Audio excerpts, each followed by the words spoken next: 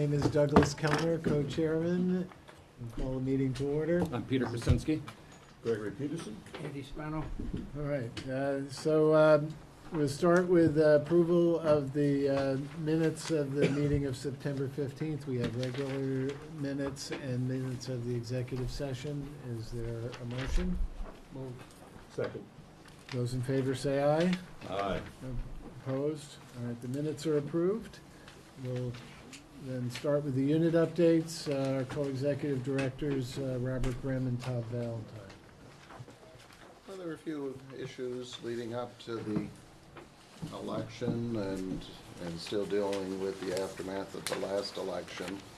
On September 20th, we were asked to join a nationwide call to get a preliminary briefing from the U.S. Department of Homeland Security with state election directors and secretaries of state, depending on the state makeup. At that time, they informed us that there would be individual calls on Friday, September 22nd, where the Department of Homeland Security would tell every state whether they were one of the states mentioned publicly as having detected Russian hacking into their election systems or their computer systems. They were not interested in giving a list or giving any more information other than you were either going to get a yes or a no.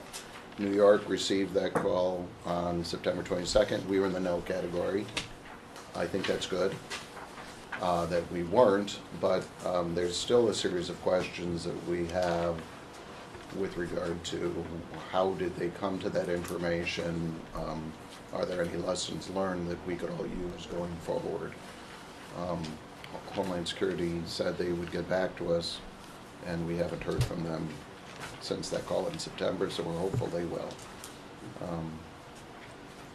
There are a number of other activities. We have a vacant... Let me ask you a question about that. Sorry. I'm sort of curious. So, was the assertion they were making that this was limited to whether or not there was an attempt made to hack, or whether there was a successful attempt made to hack? Was this limited to whether it was the Russians that were attempting to hack, or whether others may have been involved in attempted hacking? How did that conversation go? Well, they use the term targeted, that the election itself was targeted. As to the methods used, they say they were common methods, but they assure us that during that time period, this was right before the election, that they were clear that it was the Russian government was behind the attempt to target influencing the election. And it's still unclear whether that target was directly aimed at a board of elections or some other infrastructure within the state to then influence the election, like a network behind it or something like that. Because, again, they're not sharing specific information. But when they said no, when the answer was no to New York, was it there was no attempt made, or no, there was no successful attempt made? There was no There was evidence no- of any targeting Of even trying? by the Russians against. Okay, so they're saying there was not even an attempt to last hack year. into the They New did York. not detect. A known attempt. Okay. And that's Right. to be Got it. distinguished from prior reports that we've given that there was probing of our voter registration Oh, yeah. system There's during been that that, period. that's during that time period, there has been, probably, apparently not attributed to the Russians, so. So they were limiting this to only whether the Russians had Yes. attempts, so they did not discuss any other entities' attempts to hack into our election system. That wasn't discussed on the phone call? Not on that call, no, solely the focus of. So is that a separate call as to whether there was any other attempt made? Or, I mean, are we gonna know whether any other entity tried to or successfully did hack into our system? Well, I don't know. There've been a number I of don't know if they'll know. conversations to ask those questions, and that information has not been forthcoming, other than probing in general happens to computer networks, but to attribute it to bad actors, their general reaction is this is what they have stated publicly. Were attributable to Russians. That doesn't mean that other bad actors might not also be doing things. They didn't tell us that. We did ask, but we don't have that and that information is limited to last election. There is no further information since the last election. So whether they are only detecting during elections for federal office or not is hard to say, because there's no new information. So there's a number of issues with regard to how they are standing up to improve communication with states that are ongoing. I know Todd and Tom attended a meeting in Atlanta where they're trying to stand up the panel of persons or states to give them advice on how to set up that communication.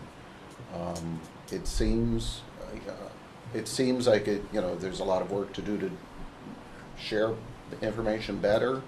So I think from our perspective, we're participating, but we are hopeful that it happens sooner rather than later. But it seems like it's in line to have something in place for the 2020 presidential. It doesn't seem like they're on a trajectory to even be better by the 2018 federal election. So there's a lot of work we continue to do on our own, hoping that it will bring fruit later. We did certify a vacancy in the 102nd Assembly District in addition to our cyber work. Peter Lopez, the Assemblyman in 8102, resigned on October 10th to, actually I think his was Saturday the 7th. We certified the vacancy on the following Monday. That's from the Tuesday. He is EPA, was appointed EPA, regional EPA. So he started that. Because it happened after the deadline, that vacancy is not on this November's ballot. So it will either be a next year issue or a special election, which I think from my calculations are already next year anyway, almost. And then we have 3 vacancies that we had previously certified that would this year. There's Senate 26, 8024, and 8071. Those will appear on the November ballot as not a special, but just to fill the remainder of the term. And if you want to mention your trip to Atlanta.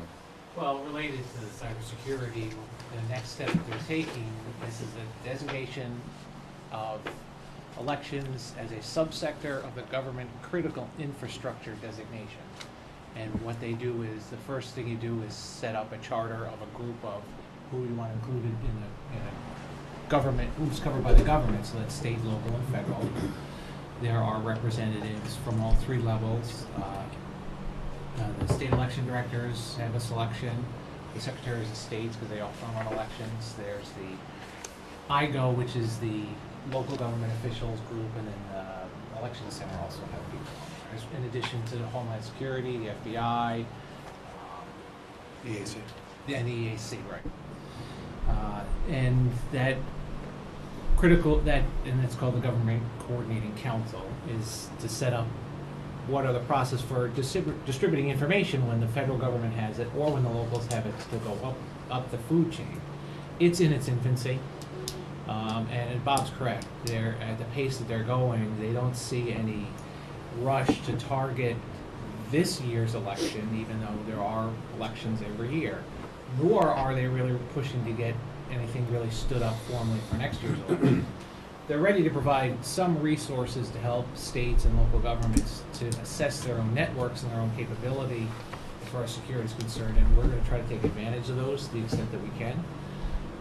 But the problem still remains a question of intelligence, that they're gathering information, but they're not necessarily sharing all the details, and we explained quite up front to them that that's a problem, because you're asking me to set up a defense, but I have no idea what I'm defending against. So I don't know how to build the wall, if that's what I gotta build, or do I gotta build a net over the roof if they're dropping in by helicopter? I have no idea. And they promise they'll get better. I'm not hopeful in the near future, but. Well, my guess is these things are going to be changing all the time anyways. I mean, they're not going to know, because as you devise a defense to one type of hacking, I suppose they create a new one. So I don't know, Todd, I don't think you're ever going to know what you're defending against. That's my guess. You're going to have to try to create a system that's as secure as it can be to defend against any number of potential Well, but attempts. I think I would know what happened last year. But that may not tell you what's going to happen next year. So, I mean, I can just see where it's difficult to get a handle, your arms around what is the threat here. Can you talk about the budget request? It Please. was our major effort. We've been working since the spring with our own assessment of the risks at the county level and our own infrastructure with regard to cybersecurity. June 20th, the governor appointed a panel. Well, he has a panel of individuals that serve as advisors on cybersecurity, but he tasked them with doing a report within 90 days on methods to make elections secure. We have had many conversations with either representatives of the group or the group. We had a couple of conversations with the group as to what we need to do. Working with our staff and talking with the governor's panel, we basically came up with a list of items that we think we need to do to protect the election. We came up with cost estimates, and we had submitted a budget that would allow us to do the items on that task list of monitoring, working with the counties to put better incident response for computer hacking type attacks, as well as better policies and procedures and training in place and mitigation plans. So it's a growth budget. We informed, Todd and I, after our last board meeting, informed budget. OGS that also helps us to prepare the budget, and the executive chamber to expect it to be a growth budget as opposed to the budget call letter, which said a flat budget.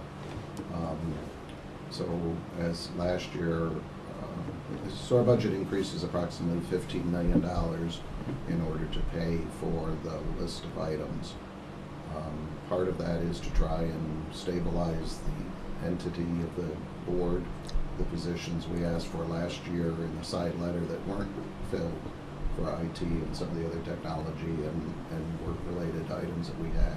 It's hard to take on new responsibility when you're already having difficulty providing a level of service, and 2018 is going to be a very busy year with 3 elections anyway. And then the bigger part of that is there is a portion of it security for the state systems, but the largest portion is security for the county boards of elections. And we're not sure whether that will end up as money that comes to the state board, aid to localities, or maybe some other entity. But it's what we think is needed in order to begin to provide a raised level of security of the county systems and the state systems. Okay. All right, well, thank you. So we'll go to the councils, Brian Quayle and Ken Galvin. Thank you very much. We'll start with the council unit. There were a number of significant activities that occurred in important cases. Most notably, in the Silverbird case, we received a decision from the federal court that upheld the constitutionality of the quote-unquote ballot selfie law, Article 17, Section 130, Subdivision 10. And as of today, I do not believe a notice of appeal has been filed in that case. The council's unit participated also, and before I move on, it's important to recognize that the Attorney General's office in all of these cases has represented us, and they've done an outstanding job. And in several of these cases, there were multi-unit responses that were needed in a very short period of time, involving IT, operations, and the executive, and we received complete cooperation in accomplishing, getting together what we needed to pull together. In the Merced case, which deals with the constitutionality of our witness provisions related to who can witness an independent nominating petition, we made a motion in that case for summary judgment. Similarly, in the Eason case related to the accessibility of our website, we made a motion for summary judgment. We participated with our partners in the Attorney General's office in Syracuse in opposing a fee application in the Parrish v. Kaczynski case related to village nominating petitions. And we also made a motion, again, through our the Attorney General's office in the Morawski case, which is difficult to describe, but basically alleges various aspects of the election process in New York law are unconstitutional because of apportionment deficiencies, basically as a nuisance case. And those efforts occupied a great deal of time and energy on the part of the council's unit. We sent the proposed calendar for 2018 to the Department of Justice. We also shared it with the Attorney General's office, because the state of New York is a named party. And recently, having spoken to the folks at the Department of Justice, they indicated to us that they were going to be getting back to us imminently, and we look forward to that. We understand the exigency of moving that process along so that there's a political calendar that people can rely upon for the federal primary and federal nominating processes and federal election in 2018. In the area of administrative rules, the amendments to the HAVA administrative complaint procedure that the board adopted became effective on October 18th. The republication of the treasurer resignation regulation occurred, and that item is ready to come back to the board anytime after, I believe, November 12th. Switching down to the compliance unit, the training unit has scheduled a number of webinars for October and November dealing with how to comply. This follows up on their more than 25 in-person trainings that were conducted earlier this year. The webinar options are available on our website, and people can register for those right on the website at any time. There's only one up there now, which relates to one that's going to be held this Wednesday. The additional offerings will be up imminently. Also in December and January, there will be the winding down the campaign webinars, also being held by the training unit. Brian, Yes. are those live webinars that we're doing now? Yes. For campaign finance, do we have a stock campaign finance video that a potential treasurer can watch? We had worked on one of those, and I would have to check on the status of it. We have not provided one of those, but there was some work that had been done. I mean, would it be helpful to just keep tape the webinar. Yeah, just tape a webinar and just leave it up there so that new treasurers coming in after the webinar would have something to look at to at least give them something to work on as to how to be a treasurer. No Yes. podcast either, so we can listen to. Well, both are good Or ideas. whatever format, but it seems like there should be something up there. A static something. Yes, that people right, can so I can go on whenever, That if I can't sign up for the live. makes complete sense. That makes complete sense. In terms of compliance unit activities, let's see, we have in total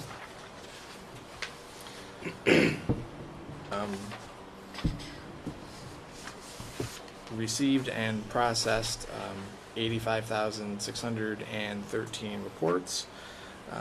74,000 reviews had been completed. 14,996 reports contained at least one deficiency. 8,311 received training notices, and 51,037 were compliant. In terms of the status of referred deficiencies, there are approximately, I believe, 837 reports that have a deficiency on them outstanding as of today.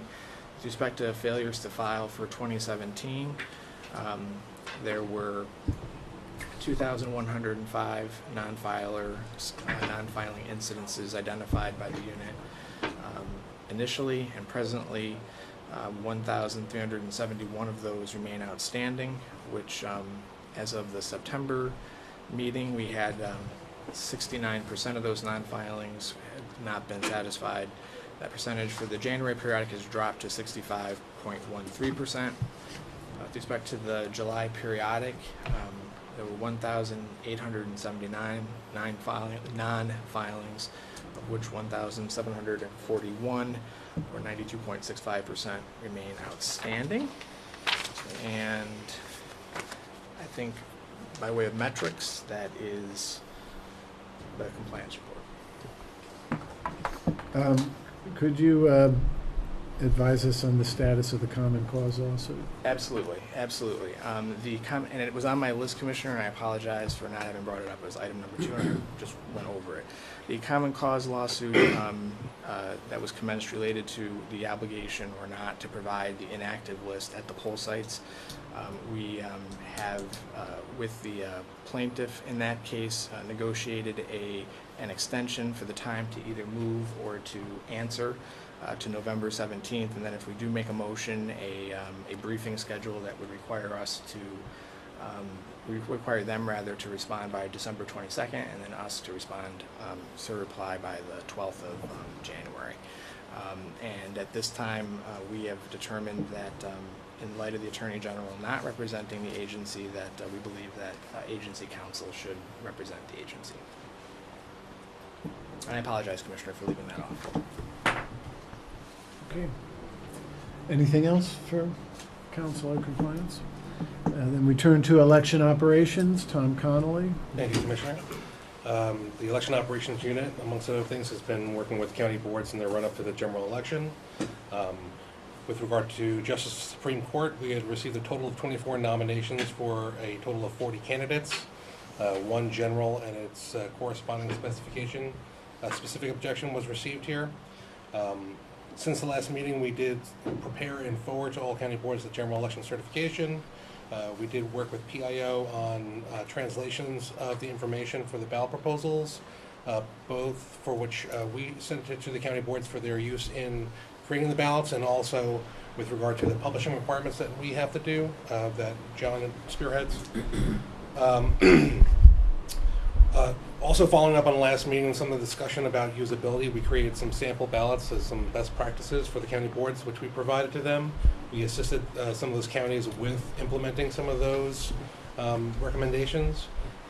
In addition, we also, Brendan and I had a call with the Center for Civic Design, who has done some work in the past in New York. They actually also helped work on the last main revision of the voter registration form. We've been talking about different ways in which we can kind of have them talk to us about how best to kind of provide some best practices from a usability standpoint to county boards for both ballots and then any other materials that we think might be applicable. We had worked on with with other units in the board with regard to the 6210.20, the automated audit tool, integrating some of the comments that we had received previously. With regard to machines, we have been discussing with OGS, the Office of General Services, the contracting process for renewing our testing lab. Our testing lab contract is up in April of 2018, so we've been working on with OGS to kind of get the process for the next version of that contract up and running.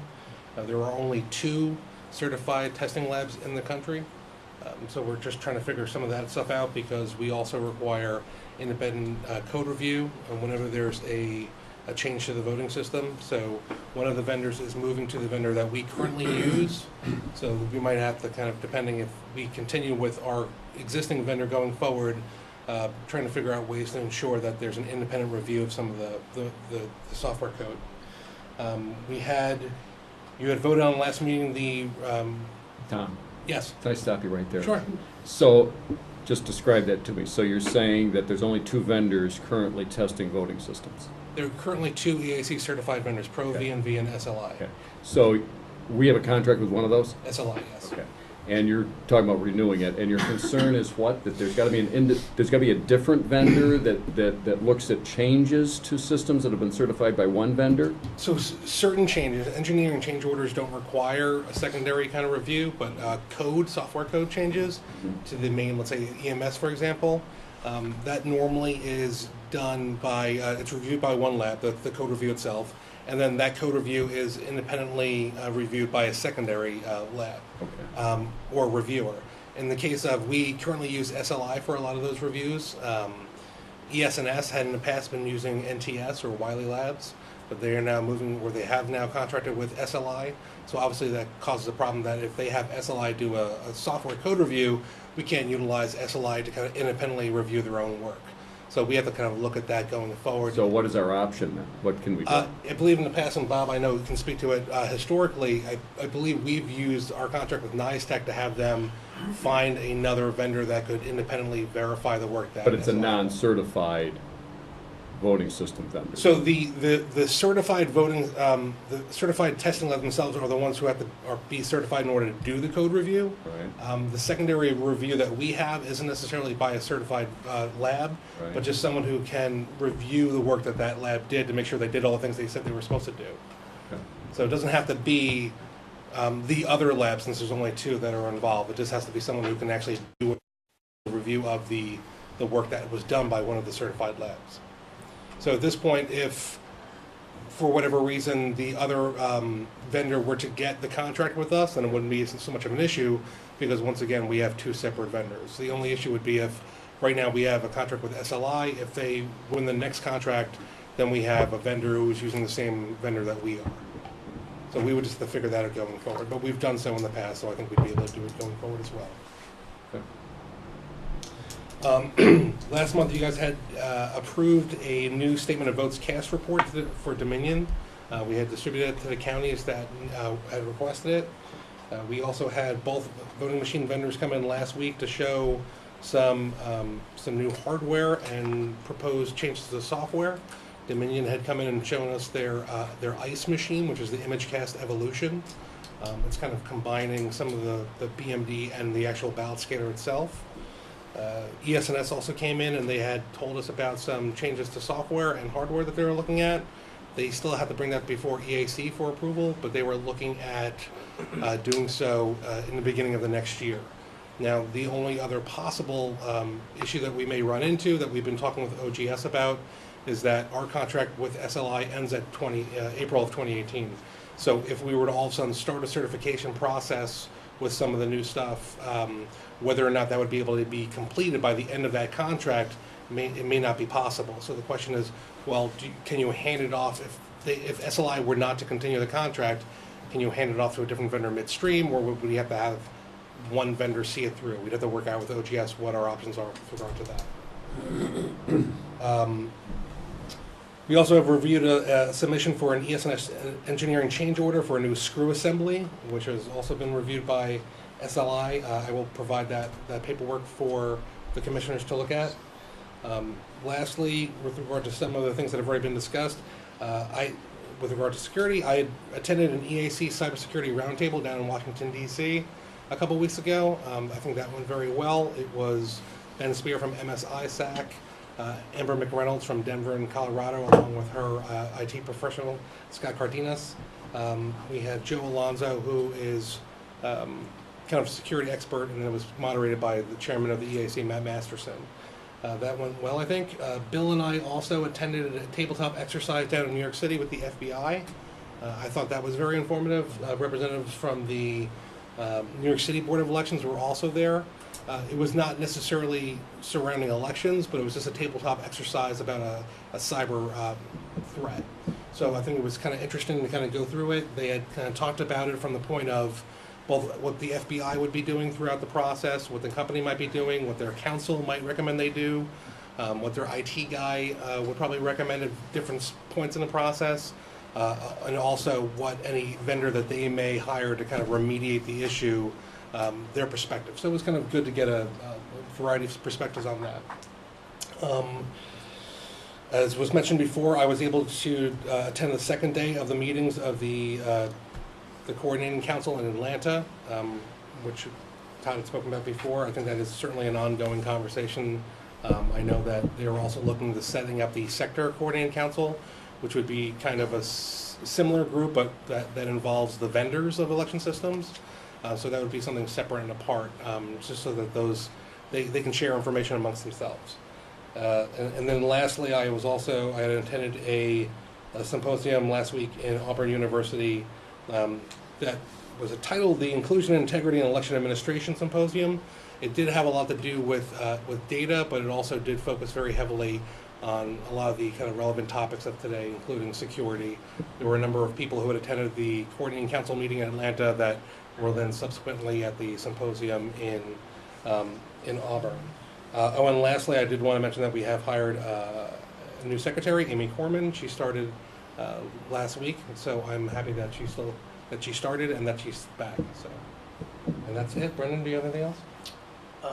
Just one thing. I know we mentioned it last meeting, but I think it bears repeating that this will be Lisa Shaw's last week of work. So after 37 plus years working for the agency, she's going to retire this week. So we wish her well and wish us well too. Yes, I wish Lisa well.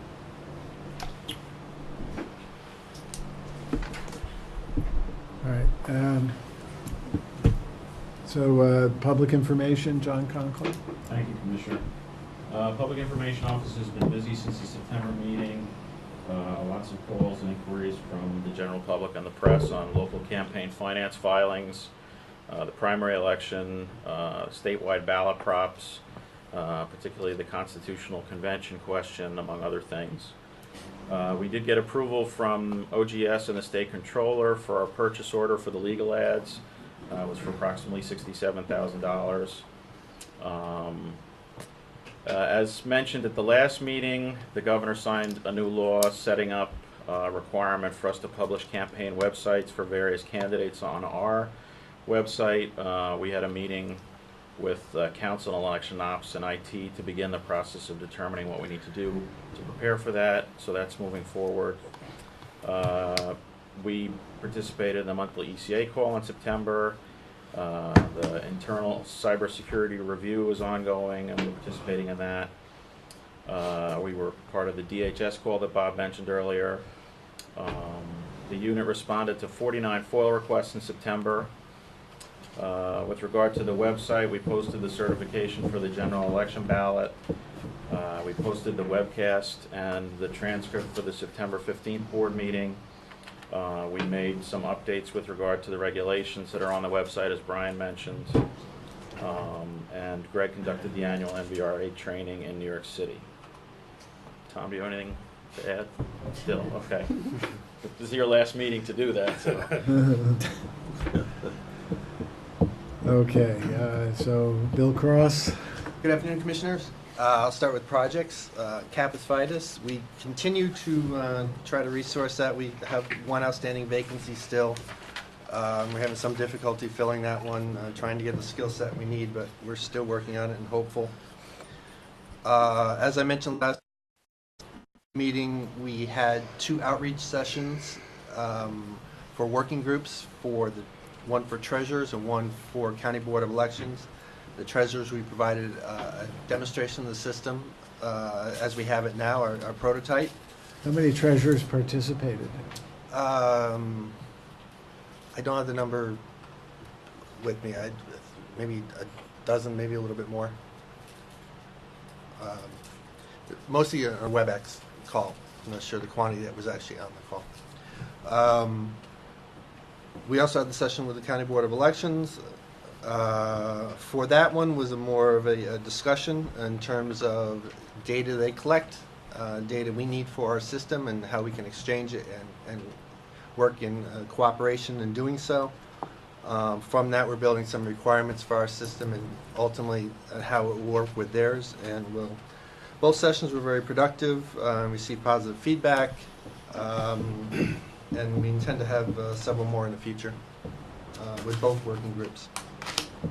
Plus another, most likely with vendors as well. The development continues on track, including EFS use cases, the political calendar function was significant progress this month, as well as data conversion. And John also mentioned our meeting to discuss retrofitting of the publication of campaign websites, both into the existing system and to build some requirements for that functionality to be included in the new system. From Nysboe, we continue working with our contract vendor and make significant progress on the upgrade of our infrastructure. That's going very well. Much of the equipment we have for our disaster recovery site at data center has now been installed. We've started our primary data site. We're obviously at this point working around filing periods and the upcoming election day as to minimize downtime there. So that's slowed that a little bit, but we're on track for completion by calendar year at this point for that. Things are going very well with minimum problems and minimum downtime. And the progress has also been made on the development in-house for the new application that's currently outsourced, and we're looking at the beginning of next year for that as well. Significant activity this month is in terms of cybersecurity and the variety of areas covered by that broad title. Many people have already mentioned them or covered them, particularly Homeland Security call, the FBI exercise, the significant work that went into a pretty comprehensive budget that will really enhance what the state board's current cybersecurity posture, as well as the county boards, and being able to provide them some resources as well. I'll mention we also continue to work with NYSTEC on the risk assessment for the county boards. We collected some additional clarifying information from the initial survey, and we just await their report right now on that. Website, I think we have relatively normal levels of activity for this time of year, including an expected increase on voter lookup traffic around the primary. That site had about 222,000 views for the month, 93,000 of which were on September 12th. And the primary website is a small increase, which we usually see ramping up towards the end of the year. Okay, any questions? Then we do enforcement. Risa Sugarman. Good afternoon, Commissioners. I have no report to make to you for this meeting. Any questions? All right, we'll go to old business. I think, Tom, you gave us a brief report on the status of the automated audit tool regulations. Do you need to add anything at this point? So I think we continue to circulate that around the agency. That we had integrated the comments from what we had received, and hopefully we'll bring a more final draft to you next meeting. Okay, so we'll put that over to the next meeting. I don't think there's any new business, but there was a personnel item. Does it really need to be in executive session? No. So we're proposing that Cheryl Kauser, who has previously worked at the agency in the Campaign Finance Enforcement Unit, become the Deputy Director of the Public Information Unit. Those in favor? Aye. Opposed? Okay. And then we have executive session for enforcement, but before we do that, should we discuss our next meeting date? We should. We need to certify we need to meet to certify the general election no later than December 15th. which is a Friday. We tend to target as close to that date as possible because of Do you want to meet in November, or do you want experience. I don't care. I mean, I don't care either. It's really just the audit regs would be the only thing to, if we set a meeting date in November, would that happen any faster? Probably not. Do you want to set it in December then? So the week of the 11th, So you're talking either the about? 14th or the 15th. Well, as I said, I may have to come in. Oh, that's on- right. He I may has have a to come in on Is Okay. it video. Saturday? Yeah. So I'll have a, Friday. Oh, I'm Sure. sorry, I'm in 2018. I do that all the time. Wishful Right. thinking? No. no, I'll be out, That but would it'll mean be that like the this. 2018 what day do elections you wanna would be meet? I don't over. 15th is You okay. want to do 15? 15? I can switch whatever. Is that all right? All right, 15th. All right, so December 15th. Okay, so. If we need one in between, they can let us, the staff Exactly. can let us know, and we can arrange something else.